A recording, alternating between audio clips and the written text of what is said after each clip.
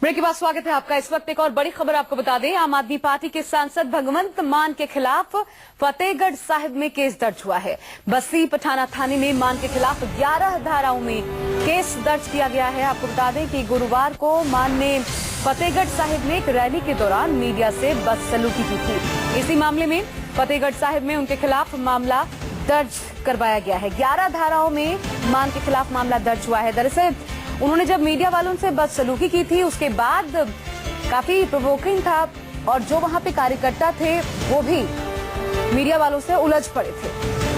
पत्रकारों से बदसलूकी का ये मामला है जिसको लेकर भगवंत मान के खिलाफ अलग अलग धाराओं में कुल मिलाकर के 11 धाराओं में केस दर्ज हुआ है। उकसावा एक तरीके से था, वहां पे मौजूद कार्यकर्ताओं के लिए पार्टी की रैली से निकल जाने के लिए कहा गया और ये वही हम आपको दिखा रहे हैं, बिल्कुल उसी रैली में जिस तरीके से भगवंत मान ने पत्रकारों को संबोधित किया था, जैसे उनके सामने गुस्सा जाहिर किया था। विशाल इंग्लिश ज्यादा जानकारी के साथ जुड़ गए हमारे संवाददाता। विशाल, जरा बताइए इस रैली में किस तरीके की बातें एक तो भगवंत मान ने रखी थी और 11 अलग अलग धाराओं में केस दर्ज, इसमें क्या कुछ जोड़ा गया है?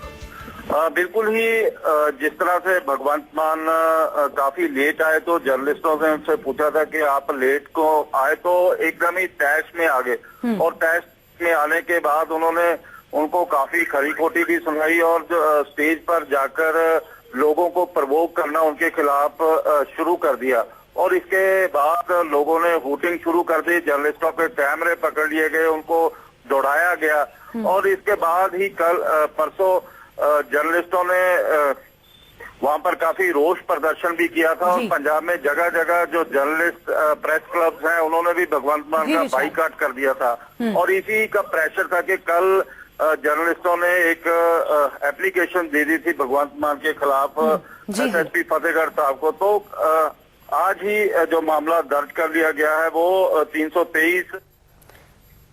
चलिए, बहुत बहुत शुक्रिया आपका विशाल, तमाम जानकारी हमें देने के लिए। अलग अलग 11 धाराओं में बड़ी बात यह है, चुनाव जब पास आते हैं तो सबसे ज्यादा जरूरत मीडिया की ही पड़ती है राजनीतिज्ञों को, लेकिन इसके बावजूद ये रिस्क मोल लिया, खामियाजा 11 धाराओं के रूप में सामने आया है।